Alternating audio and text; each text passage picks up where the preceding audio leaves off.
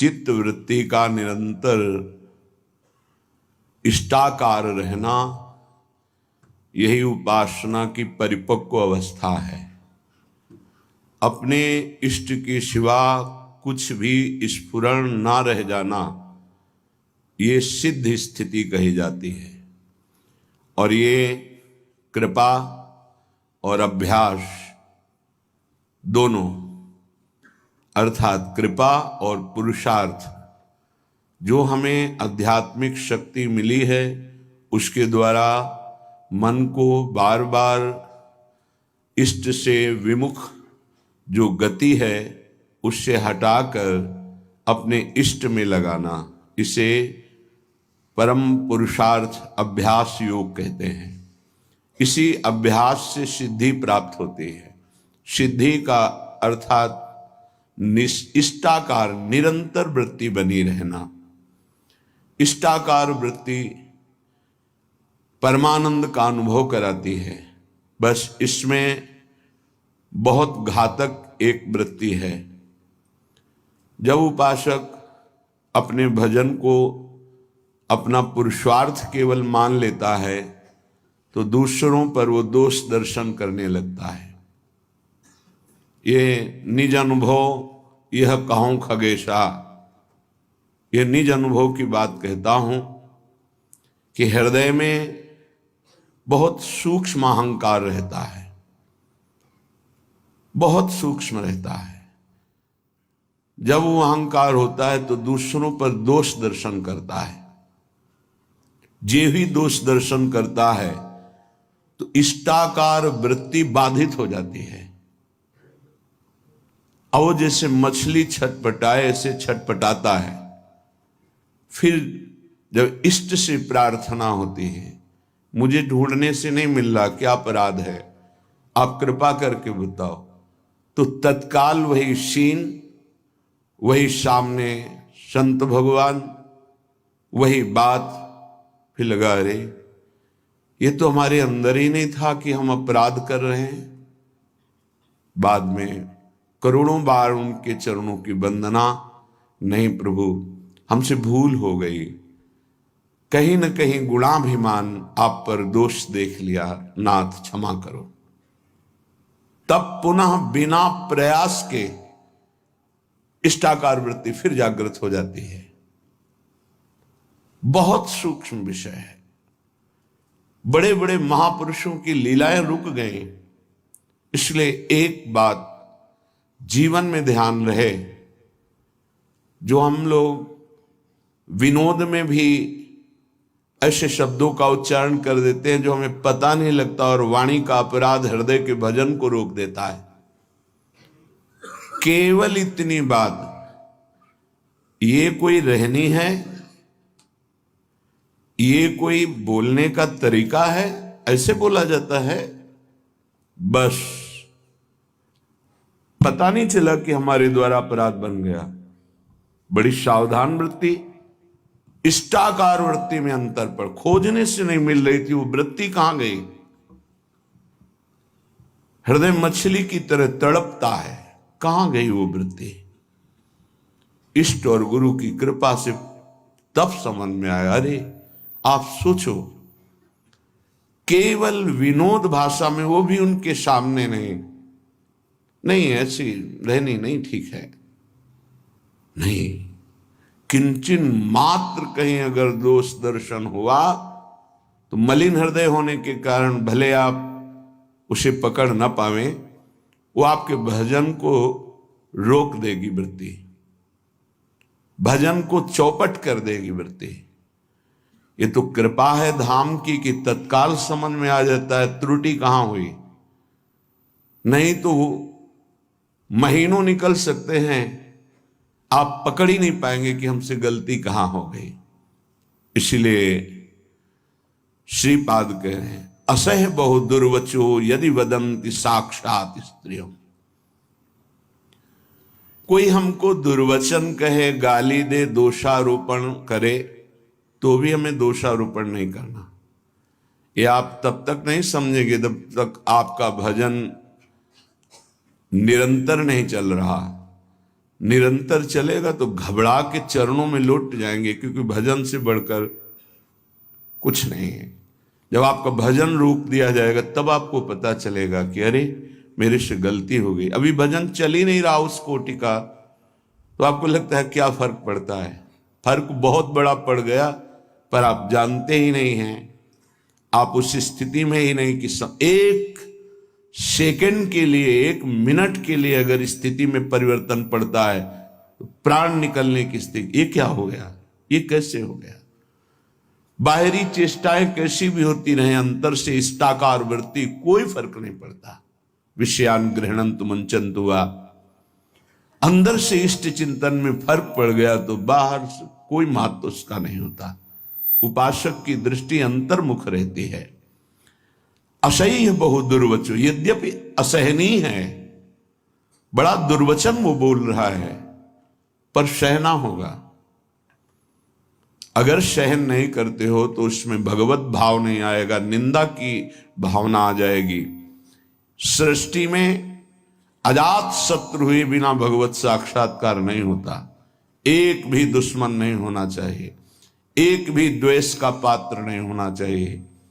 श्री भगवान कह रहे अद्वेष्टा सर्वभूतानाम, समस्त भूतों में दोष रहित वृत्ति आ जाए, ऐसे थोड़ी परम पद की बात आती है।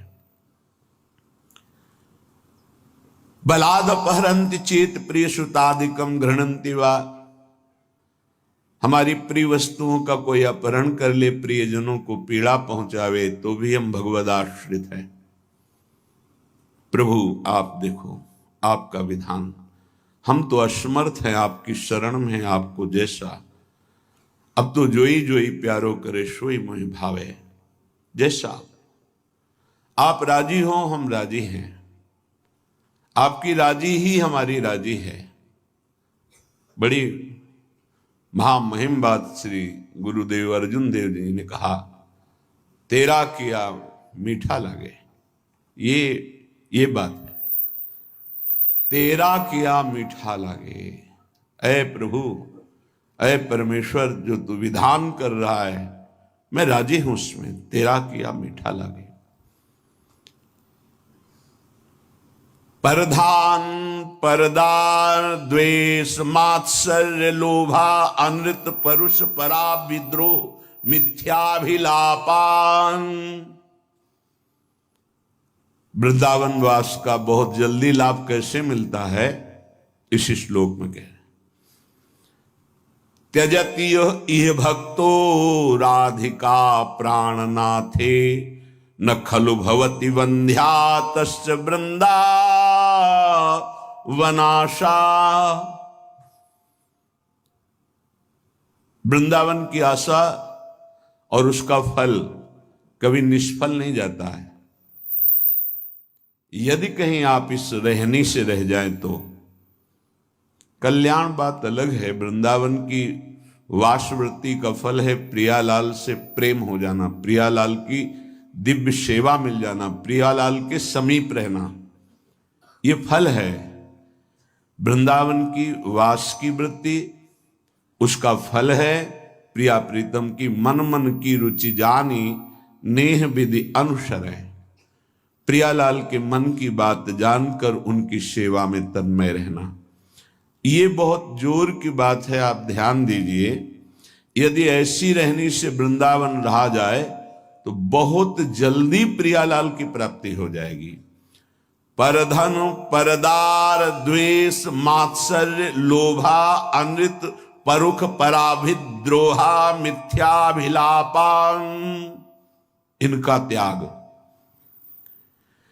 जो उपासक वृंदावन की भावना करता है, आशा करता है वृंदावन की कृपा की, आश्रय लिए है वृंदावन का, वो बाहर रहकर भी इन दोषों से बच जाए, और जो धाम वास कर रहा है वो इन दोषों से बच जाए, तो बाहर वाले को भी प्रिया प्रीतम मिल जाएंगे यहाँ वाले, क्योंकि वो वृंदावन का आश्रय लिए। ये वृंदावन का आश्रय और वास दोनों स्वीकार किए। सबसे पहली बात रखी है परधन परदारा। यदि हम दूसरे के धन की इच्छा रखते हैं किसी भी तरह से, जैसे छल कपट करके कि हम तुमको अमुक अमुक सुविधा देंगे, हम तुमको अमुक पद प्रदान कर देंगे, अमुक दुख निवृत्ति कर देंगे, अमुक अनुष्ठान के द्वारा, ऐसा भागवतिक प्रलोभन देकर किसी से धन लेना, या सांसारिक किसी छल कपट के द्वारा उसके धन का अपहरण करना, तो आप धन का उधर अपहरण कर रहे हैं, आपके भागवतिक धन का अपहरण उसको जा रहा है जिसका आप धन अपहरण कर रहे हैं, अपने आप ट्रांसफर हो जाएगा। आप छल कपट करके उसका धन ले रहे हैं तो दैवी शक्ति आपके भजन तप पुण्य का फल वहां पहुंचा देगी। सिद्धांत है, बहुत घाटा हो जाएगा। आप क्या समझते हो? आपके निमित्त से जो भी कुछ हो रहा है उसमें आपका तप और भजन खर्चा होता है। इसलिए किसी भी बहाने से ये परधन का प्रतिग्रह या परधन की चोरी या परधन का अपहरण की भावना न रखे, चाहे धामवासी हो या धाम आश्रित हो। इससे आपके सीधे भजन पर फर्क कैसे नहीं पड़ेगा? भावना है, प्रिया प्रीतम साथ चल रहे हैं, सखियां सामने संगीत बजा रही हैं, तो हिसाब किताब प्रिया प्रीतम अपने पीछे उनकी सेवा में वो प्रार्थना कर रहे हैं, स्वीकृति हो रही, मेरी प्रियाजू की इच्छा, इसलिए कहीं कर्ता भाव नहीं, कहीं प्रतिग्रह का भाव नहीं, कहीं स्वीकृति भाव नहीं, कहीं अहम भाव नहीं। अब वो कृपा सीधे प्रिया प्रीतम संभालेंगे। आप वहां कहीं नहीं है, आपको लाखों प्रणाम कर रहे हैं, आपकी भावना मेरे प्रिया प्रीतम मेरे साथ चल रही है, उनको नमस्कार हो रहा है, मैं तो उनकी सेवा में चल रही हूं, खत्म। अगर मेरे को प्रणाम तो हिसाब उसका देना होगा। अगर प्रिया प्रीतम को प्रणाम हो, आप सेवा में आप केवल देख रहे हैं, वो हिसाब प्रिया प्रीतम, वो अमोघ आनंद समुद्र है। हर जीव का परम कल्याण एक निमेष मात्र में कर देने की सामर्थ्य हमारे प्रिया प्रीतम में है। निमेष कहते हैं पलक झपकने के समय को। परदार चाहे गृहस्थ में हो, चाहे विरक्त में हो, चाहे वृंदावनवासी हो या वृंदावन के आश्रित हो, परिस्त्री के प्रति काम भाव से दर्शन करने से सारे सुकृत नष्ट हो जाते हैं। और कहीं उनके अंग प्रत्यंग का अचानक दर्शन हो जाता है तो दोबारा दृष्टि नहीं जानी चाहिए। अगर एक बार आपने देखा, दोबारा फिर काम भाव से देख लिया तो आपकी तपस्या, आपके सुकृत सब ढक जाएंगे। बाणासुर की जब भुजाओं का भगवान सुदर्शन चक्र से छेदन कर रहे थे, श्रीमद् भागवत में पढ़ लेना, तो जब देखा उनकी कुल माता आदि देवी ने कि अब किसी भी तरह भगवान का सुदर्शन चक्र छोड़ेगा नहीं बाणासुर को, तो दिगंबर होकर सामने खड़ी हो गई। सोई भगवान ने आंख मूंद ली और सुदर्शन चक्र को शांत कर लिया। इसमें महादेव जी की प्रेरणा थी, क्योंकि चाहते थे 4 भुजाएं तो बची रहें, 1000 भुजाओं का छेदन। आगे भगवान का सुदर्शन चक्र रुकता ही नहीं बिना आज्ञा के। तो भगवान शिव की आंतरिक प्रेरणाओं, उनकी जो कुल देवी थी वो आकर दिगंबर होकर खड़ी हो गई। भगवान ने वहां लिखा है, यदि किसी के अंग प्रत्यंगों का दर्शन हो जाए तो सारे सुकृत नष्ट हो जाते हैं। इसलिए पर शब्द लिखा हुआ है। गृहस्थ में भी है तो जो पराई माता बहनें हैं, अगर वृंदावन का आश्रय लियो, भगवत मार्ग के पथिक हो, तो दृष्टि एक बार जाने में क्षमा है। अचानक आप जा रहे थे, दृष्टि पड़ गई आप नीचे, मानो यमुना के किनारे कोई स्नान कर रही माता बहन, या अचानक दृष्टि गई तो आपकी असावधानी थी, आप सावधान हो जाइए। दोबारा यदि काम भाव से भरकर देखा तो देखने मात्र से आपके सुकृत नष्ट हो जाएंगे, जो आपको परमार्थ में बढ़ाने वाले हैं। तीसरा, द्वेष। जब हमारे प्रतिकूल कोई आचरण करता है तो हमें द्वेष हो जाता है। ये द्वेष बहुत ही घातक है, प्रायः सबके हृदय में रहता है और वो जलाता रहता है। जरा सी प्रतिकूल बात पर द्वेष हो जाएगा। अगर द्वेष हो गया तो भगवान की भक्ति बढ़ेगी नहीं, क्षीण होती जाएगी। क्योंकि भगवान कह रहे हैं अद्वेष्टा सर्वभूता नाम, किसी भी भूत प्राणी से तुम्हारा दोष भावना, दोष में ही द्वेष होता है। हमारे अनुकूल उसका जो व्यवहार नहीं है तो हमें द्वेष हो जाएगा। नहीं, द्वेष नहीं, भगवत भाव से प्रणाम करो। भगवान उसको प्रेरित करके आपके साथ ऐसा प्रतिकूल व्यवहार करा रहे हैं। हट जाओ, द्वेष मत करो। मात्सर्य ये बड़ा सूक्ष्म विषय है। मेरे से अधिक ये बढ़ता जा रहा है किसी भी मार्ग में, और हृदय में जलन होना, इसे मात्सर्य कहते हैं। ये प्राय बड़े बड़े साधकों के भी अंदर रहता है। किसी की यश कीर्ति सुन करके जो हृदय में एक जलन होती है उसका नाम मात्सर्य है। मत्सरति, मेरे से आगे जा रहा है। भजन मार्ग में भी ये हो जाता है। इसलिए श्रीपाद ये विश्राम की तरफ वृंदावन महिमामृत जा रहा, सार सार बातें बता रहे हैं। मात्सर्य बहुत कठिन है छोड़ना। यदि भगवत भाव नहीं करोगे तो मात्सर्य नहीं छोड़ पाओगे। अंदर अहम रहता है, तभी मात्सर्य का प्रादुर्भाव ये बहुत जलाता रहता है, बड़े बड़े अपराध कराता रहता है। मेरे से आगे बढ़ा जा रहा है। किसी की यश कीर्ति सुनकर, किसी की बढ़ोतरी देखकर, किसी भी तरह से किसी को सुख में देखकर हृदय जो जलता है उसे मात्सर्य कहते हैं। लोभ, हर इंद्री के भोग का लोभ होता है। लोभ पास जय गल न बंधाया, सो नर तुम समान रघुराया। गोस्वामी तुलसीदास जी कह रहे, जिसने लोभ रूपी फांसी में अपने गले को नहीं बनाया वो साक्षात श्री भगवान का स्वरूप हो जाता है। लोभ पास जे गल न बंधाया, सो नर तुम समान रघुराया। चाहे वो स्त्री शरीर में उपासक हो, चाहे पुरुष शरीर में, किसी भी वस्तु का, किसी भी भोग का लोभ नहीं होना चाहिए। किसी भी धन का, स्वर्ण का, पद का लोभ बहुत तरह का होता है। लोभ एक रख लो तो सब लोभ खत्म हो जाएंगे। नाम बढ़ाने का लोभ, नाम जपने का लोभ, कितना नाम अधिक जप लूं इसका लोभ बढ़ा लो तो ये सब लोभों को नष्ट कर देगा। अनृत, झूठ बोलना उपासक के लिए बहुत हानिकारक है। झूठ बोलना नहीं, चालबाजी, छल कपट का व्यवहार उपासक के हृदय में। संत सरल चित जगत हित, जान स्वभाव स्नेह। जिनका स्वभाव प्रेममय होता है, चित्त सरल होता है, कोई छल कपट हृदय में नहीं होता, वो संत मार्ग का पथिक संत है। अनृत, झूठ बोलना नहीं होना चाहिए। संतों का मार्ग विश्वास और श्रद्धा से होता है। यहां कोई कह दे कि ऐसा से ऐसा बिल्कुल 100% सही, उसमें ये विचार नहीं होता कि ये झूठ भी बोल सकता है क्या, ये कपट भी कर सकता है क्या, क्योंकि विश्वास से ही हमारी यात्रा हुई है। तत्काल विश्वास। ऐसे ही पूरा जगत जो थोड़ा भी आस्तिक है संतों के वचनों पर विश्वास करता है कि ये कभी झूठ नहीं बोलते।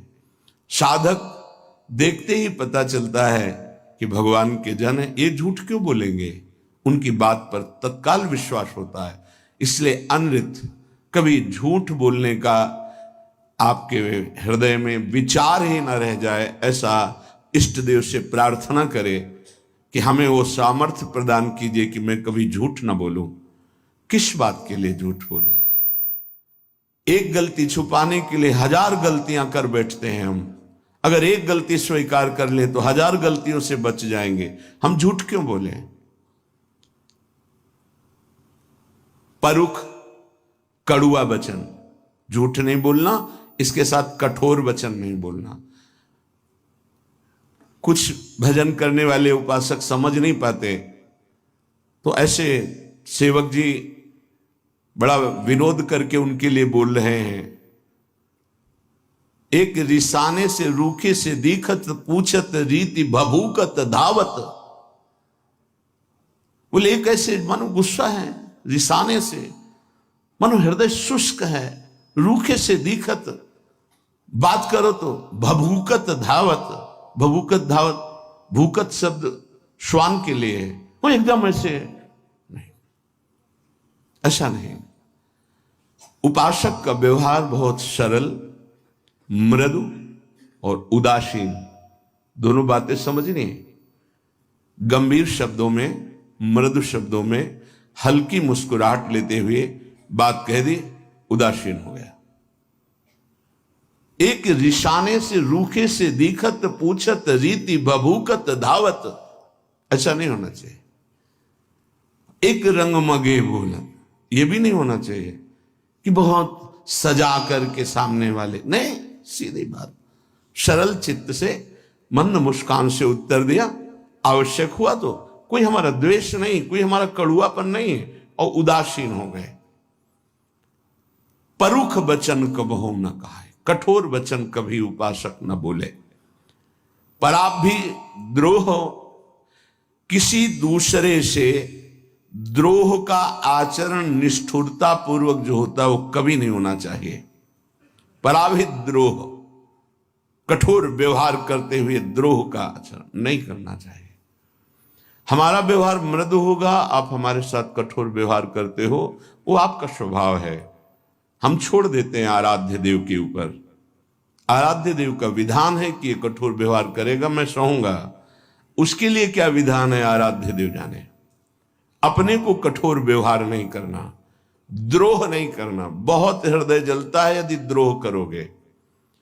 कल्पनात्मक भय उत्पन्न होता रहता है द्रोह करने वाले को। कभी द्रोह करने वाला शांति से नहीं रह सकता है, इसलिए किसी से द्रोह ना करे। अपने से जो द्रोह करे उसको भी नमस्कार करे। हम द्रोह की भावना पुष्ट नहीं होने देंगे। आप अपनी तरफ से करो, हम आपको नमस्कार करेंगे। हमारा परमार्थ का मार्ग है, आप स्वार्थ में इसलिए समझ नहीं पा रहे। मिथ्याभिलापान, उपासक को व्यर्थ की बातें करने की आदत पर शासन करना चाहिए। बहुत अच्छे अच्छे उपासकों के दर्शन होते हैं, बोलते ही नहीं, ऐसा लगता है वाणी ही नहीं, सेवा में लगे, कभी कोई बातचीत नहीं। बहुत अच्छा है, जब बोले तो प्रिया प्रीतम की बात बोले, नहीं ताते मौन रहना उचित है, ध्रुवदास जी कह रहे हैं। तो परधन परदार द्वेष मात्सर्य लोभा अनृत परुख पराभिद्रोह मिथ्याभिलापान त्यजति, इतने दोषों का त्याग कर दे। ये वृंदावन की रहनी है, ये वृंदावन के आश्रित का आचरण है। चाहे जहां रहते हो इसको स्वीकार कर लो। तो इह भक्तो राधिका प्राणनाथ है, श्री प्रिया प्रीतम जो हमारे प्राणनाथ हैं, इस आचरण से उसे अपना स्वीकार कर लेते हैं। बहुत जोर की बात है। हम तो प्रभु को अपना मानना शुरू कर दिया, और जब वो मुझे अपना मान ले, आगे के श्लोक में बहुत खुल के इसकी व्याख्या की कि एक बार प्रिया प्रीतम जिसकी तरफ देख लेते हैं उसका संसार बंधन नष्ट हो जाता है। एक बार देख लेते हैं। ऐसा श्रीमद् राधा सुधा निधि में जिस दिन श्री जी ने कृपा दृष्टि से देख लिया, ऐसा महासुख प्रकट होगा कि अगर करोड़ों मोक्ष होते तो भी हे हो जाते, तुच्छ हो जाते। करोड़ों मुक्तियों को तुच्छ कर देने वाली कृपा कटाक्ष हमारी श्री राधा किशोरी की है।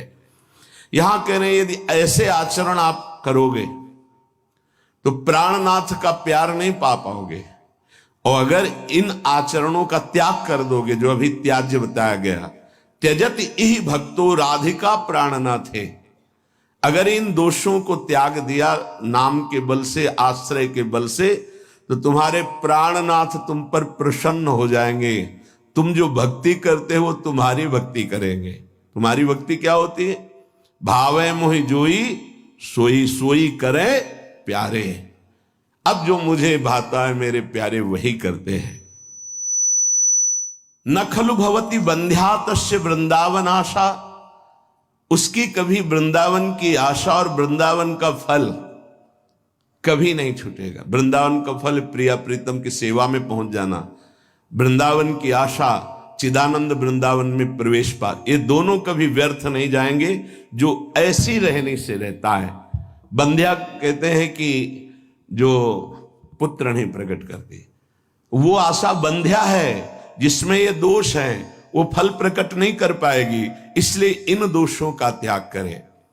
परधन का, परिस्त्री का, द्वेष का, मात्सर्य का, लोभ का, झूठ का, कठोर वचन का, दूसरे से कठोर द्रोह करने का, निष्ठुरता का और मिथ्या भाषण का जो त्याग कर देता है, प्रिया प्रीतम उसे अपना स्वीकार कर लेते हैं। निर्मर्यादा शर्य कारुण्य पूर्णो राधा कृष्णो पश्यतश्चेत् कदाचित्। राधा कृष्णो पश्यतश्चेत् कदाचित् यः कोऽप्यस्मिन् यादृशास्तादृशो वा देहस्यान्ते प्राप्नुयादेव सिद्धिम्। देख लो, विश्वास करो, यदि आप ऐसे चलोगे तो आपके ऊपर दोनों की दृष्टि हो जाएगी। राधा कृष्णों पश्यतश्चेत् कदाचित्, किसी समय वो आपको देख लेंगे, उनके महल में रह रहे हो, पक्का विश्वास करो। ये तो यहां तो कहा जा रहा है कदाचित किसी समय देख लेंगे, अपने को रोज देखते हैं, हम ही को नहीं, आप सबको देखते हैं, क्योंकि आप नहीं देख रहे, जब देखते हैं तो पता चलता है वो किस किस को देख रहे हैं। वो सब आप शरणागत हैं, आप सबको देखते हैं। कदावा खेलंतो ब्रजनगर वीथीषु हृदयम हरंतो श्री राधिका मधुपति कुमारो सुकृतिना। जो हमारे नवल किशोर युगल सरकार हैं, खेलते खेलते कभी देख लेंगे और आपके चित्त का अपहरण कर लेंगे। कदावा खेलंतो ब्रजनगर बीथीषु हृदयम हरंतो श्री राधा मधुपति कुमारो सुकृतिना। अकस्मात किसी दिन दृष्टि पड़ेगी हमारे सरकार की और आपके चित्त को चुरा के निहार